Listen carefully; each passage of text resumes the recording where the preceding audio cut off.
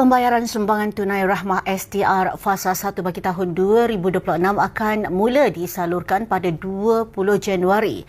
Kementerian Keuangan memaklumkan penyaluran bantuan tunai berjumlah 1.1 bilion ringgit itu melibatkan 3.7 juta isi rumah dan 1.3 juta warga emas tiada pasangan.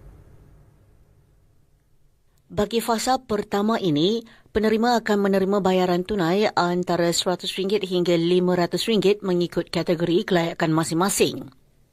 Bagi penerima yang mempunyai akaun bank, wang akan dikreditkan terus bermula tarikh berkenaan, manakala pembayaran tunai bagi yang tiada akaun boleh dituntut di cawangan Bank Simpanan Nasional BSN. Tahun 2026 turut menyaksikan penyusunan semula struktur bantuan bagi mengurangkan beban kos sara hidup dengan lebih berkesan. Sumbangan asas Rahmah Sara kini dijadikan bantuan asas bulanan kepada lebih 8 juta rakyat, manakala STR kekal sebagai bantuan tambahan yang dibayar secara suku tahunan. Peruntukan keseluruhan bagi kedua-dua inisiatif ini berjumlah RM15 bilion kekal yang tertinggi dalam sejarah. Orang ramai turut diingatkan supaya berwaspada dengan pautan palsu dan hanya merujuk portal rasmi STR untuk sebarang maklumat lanjut.